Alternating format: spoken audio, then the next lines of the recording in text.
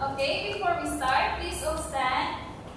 Let us pray in the name of the Father, the Son, and the Holy Spirit. Amen. Good morning, class. Good morning, Ma'am. Related. Okay, you may now take your seats. So, Bong, ma-check ko na lang sa inyong attendance. Nicor? Present. Katrina? Present. Okay, very good, guys. Perfect attendance. Okay? I have here a word. Ako sa atin na word of the day. So, everybody, please read. Artifact. Okay, what comes into your mind kung makabati ka mo sa siningang word or makabasa ka mo sa siningang word? May ala ka lang mo idea? Okay, when we say artifact, it is an object made by human that has a cultural and historical interest. But silingon, may arigin sa value sa life sa mga tao sa sininga present times. So, before we start sa ating na discussion, sino nakadungdong sa klase last meeting? Ma'am, Okay, di Mamay. it's all about using cross-hatching technique in drawing historical places. Okay. Now, what is cross-hatching technique? Nicor? Ma'am, cross-hatching is a method of line drawing that describes light and shadow. Okay. Na sino makatag example sa historical places nga aton gi klase last meeting? Okay, Katrina? Rizal Park, Ma'am. Okay, ano magin, Marvin? Magellan's Cruise, Okay, very good, guys. Nadumduman pa ato nga topic last meeting. So, Bo, mahabang kalanay. I have here a pictures. Okay, inyo i-guess kung ano nisa. May ari na di sa mga hint ng mga letters kag inyo lang uplahon is i-completohon ang mga letters nga missing. So, handa na ba na kamo? Yeah! Okay, kung sino maka-guess ng insakto, may ala nga prize kay ma'am. Yes! Okay. Are you ready, class? Yes! Okay, first picture. What is this? Ma'am, Katrina. simbahan. Okay. Claim your prize here in front. Yes! Katagay ka din pa. Three claps si Katrina, te. 1, 2, 3. Okay, very good. Ikatwa. What is this? May idea ka mo kung ano nisa? Okay. Now, hatagan na mo sa hint. Amo ni sa ang lugar na kung sa diin hinapriso ang mga kriminal. So, what is this?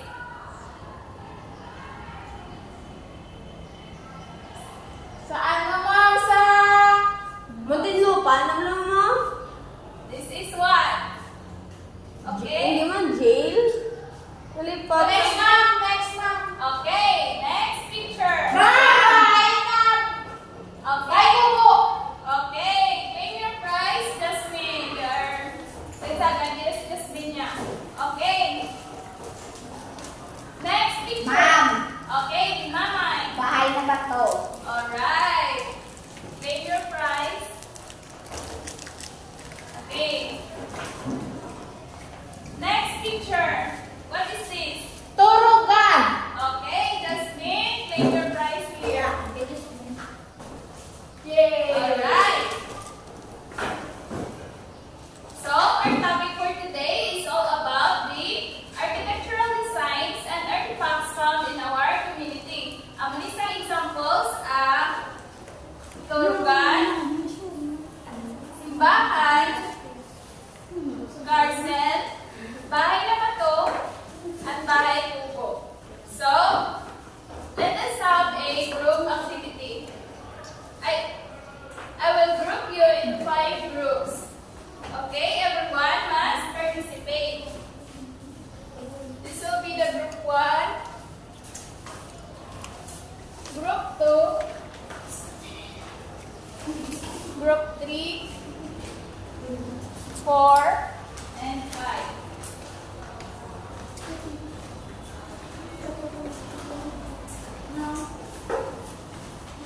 Tapos, ma'am.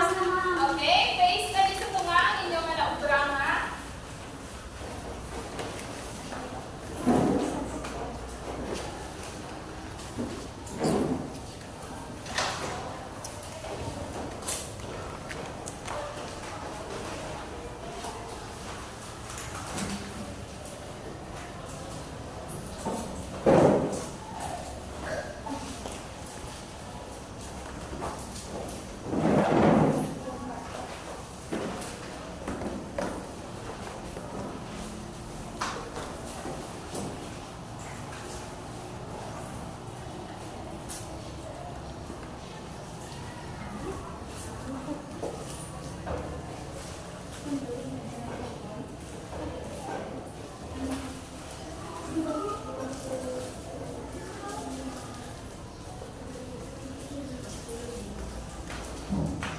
Okay, let us check your work. Sa group 1, what is this? Bye, Bubo! Okay, ang pamangkot is, what materials is it made from? Ang sagot sa group 1, it is Bamboo. nipa, Nipa, and wood. wood. So, number 2, what is your observation about the design? So, ang hambal sa group 1, it has a square form kulong. So, ang maniguro ilang pagsilingon. So, very good. Kaya natalupangdan sa group 1. Ang Bible boy has a square form. So, it is also Simple design. okay, simple design. So, wala na sa iya daw. Kung yung design kaya daw paano lang yun. So, now, let us go to the group 2 activity. Okay, what is this? Tulugan. Okay, what materials is it made from? Hajj. Mga tagbo, Answer sa mga group 2 is huge tree trunks and wood. okay, what is your observation about the design? Ang answer sa group 2 Unique wood carving. Okay, and Steep row. okay, when it says stick rope, ang isa. Alright, sa group 3 naman, what is this? Bahay na mato. Okay, it is made from Rock, bato. Okay, number 2, what is your observation about the design? Ang answer sa group 3 is durable and outdoor. When you say outdoor, ano ni siya? Okay. Sa group 4 naman, what is Simbahan, this? ma'am. It is made from Bato ka, ma'am. Rock and stones. okay, ano naman yung design? Spanish style. ma'am. Okay, sino na nakakadto sa simbahan? Ako, Ma'am! Taga-simbahan, Taga-simbahan. ma'am. Taga-simbahan kami, ma'am. Okay. Hadto naman na sa group 5. What is this? Torcel. Okay, it is made from Concrete ma'am. material. Basko. what is your observation about the design? Ang answer sa group 5? Itas, high walls. Mga tagas, ma'am. Close, vertical, serrado. Prisuhan na sa ma'am, no? So, yes, Margie. So today we're going to discuss the different architectural designs and artifacts found in the community.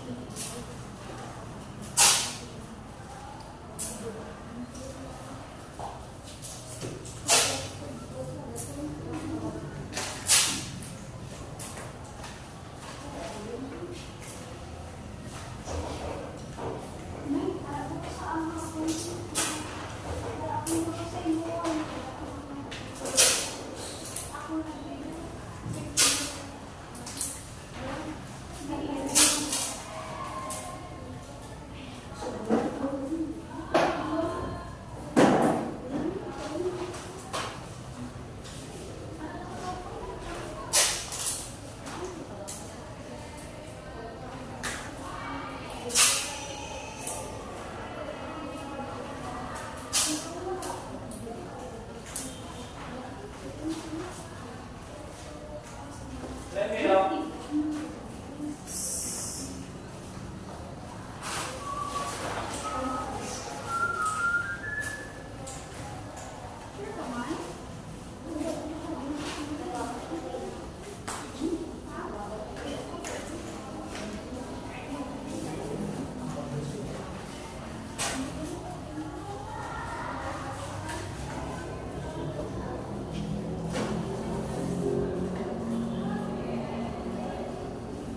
Alright, so today we are going to discuss the different architectural designs and artifacts found in our locality. These are the Bahay Kuko, Turugan, Bahay na Bato, Garcel, and Sinahan.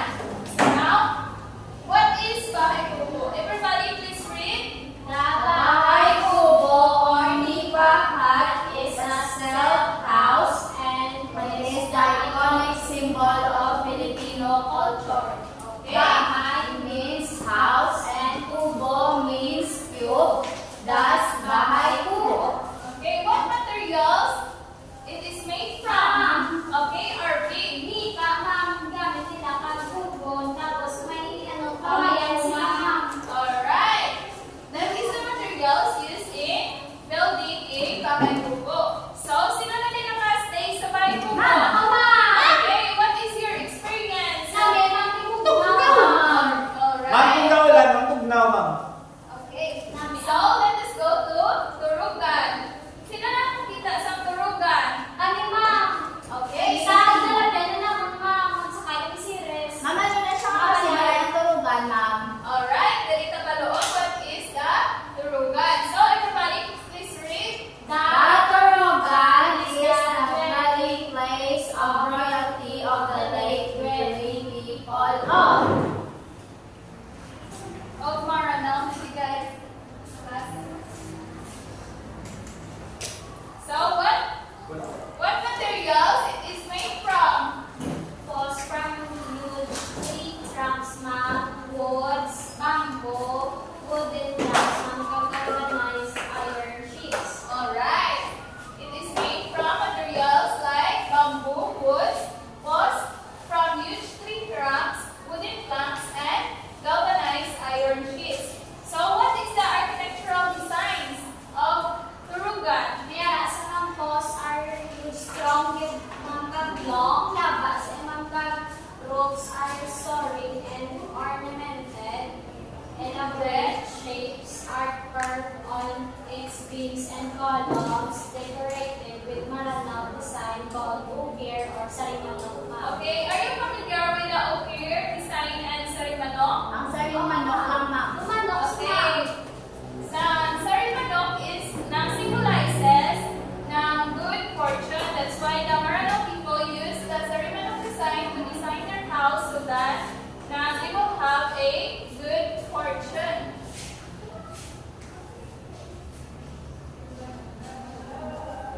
So let us go to Bahay na Bato. What is Bahay na Bato? RB? Ma'am, the Bahay na Bato is a Filipino structure developed during the Spanish colonial era. Okay. What materials is it made from? Ma'am, Okay. Marty? hard and durable materials, cut out rocks, huge stones, limes, refined hardwood, lapis or shell windows, and roof tiles. Okay, very good. When you say durable, what does it mean? Bakod, ma'am. Alright, that is bakod or hindi kasi ma-uwa. So, let us go to parcel. Parcel. Okay, everybody, please read. Parcel, also known as jail, prison, or detention center during the Spanish colonial period. It is a facility where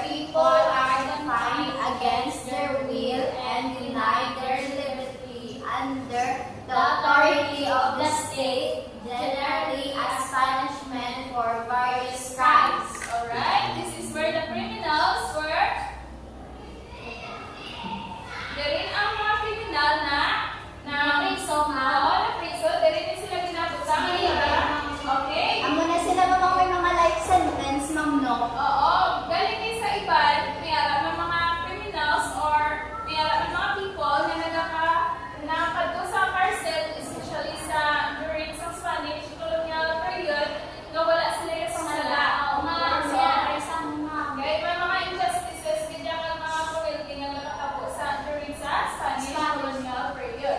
So now, let us go to simbahan. What is simbahan? Simbahan is a term referred to church in the Philippines. It is a place where congregation gathers for worship. Okay, sino yung pinipila ka doon sa Ako, simbahan? ma'am. Nagagawin ko magsimba kasi mag-aga pa, ma'am. Mamaya May po pinipila kasi mo sa simbahan, RV? Ma'am, ganun na pray kami yan. Ma'am, pagsukamate, ma'am sa pare.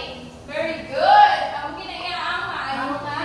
Puruhan ko, dapat kinanaton sindon nga attitude. So now, what is the materials used in the simbahan? RV?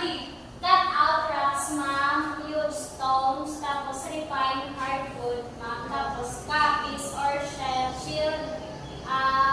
Windows, kapag tiles, ma'am. Alright, it is made from used stones, refined hardwood, cut out rocks, copies, or shelled windows, and roof tiles. What is the architectural design of simbahan? Roof beams are supported by walls. Doors and windows are arched. Okay. Ayaw mo what is mag-art, the kasi art? mo na. Alright, this is Ang ma'am daw pala yun sa Flores na ma'am, na may art po na sa very good. So now, naiintindihan niyo ba lahat ng klase sa mga Yes, ma'am. Okay, what are the different architectural designs and artifacts from the Bahay community? kubo, ma'am. Bahay kubo, turugan, bahay na bato, parcel, at simbahan. Alright, so now, let's get your paper and answer the following.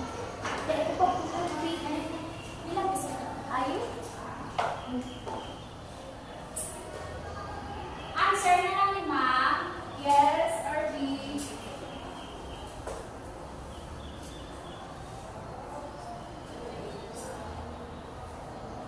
Okay, are you done? Yes, ma'am. Alright. Sino makabasa sa number 1? Ma'am. Okay, RB. It is a dwelling place of royalty of the late Jur ay dwelling people of Maranao. What is this? Turugan, ma'am. Okay, very good. This is Turugan. Okay, number 2. Ma'am, Marby, please read. it is known for its durability. Bahay na bato, ma'am. Okay, very good. Number 3. It is a facility where people are confined against their will and denied their liberty under the authority of the state, generally as punishment for various crimes. Ma'am. What is this? Okay, RB. Parcel, ma'am. Okay, very good. Number 4. What materials used to build? The materials used to build this structure are lumpa, coconut grasses, bamboo, and coconut tree. Bahay kubo, ma'am. Okay,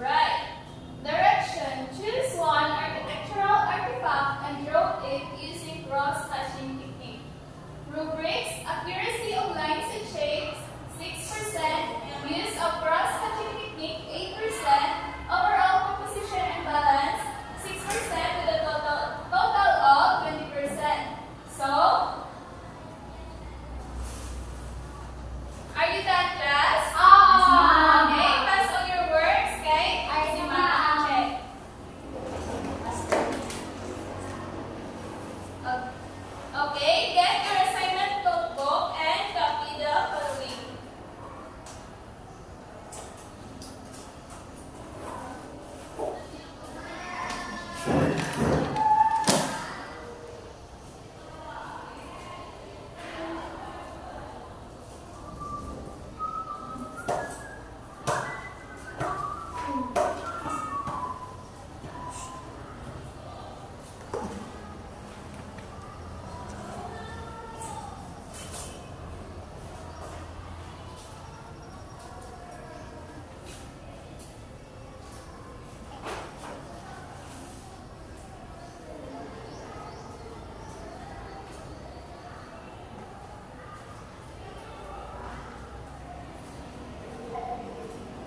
Alright, for the assignment, direction, together with your groupmates, create a miniature version of Bahay Kubo. So, nag-group na naman kami, no?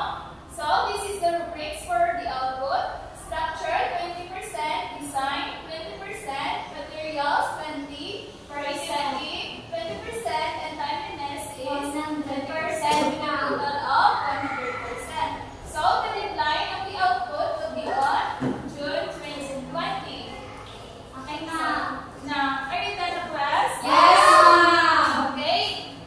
Please don't stand. Thank you and goodbye. Thank you and goodbye, Ma'am Medea. Alright. Sige,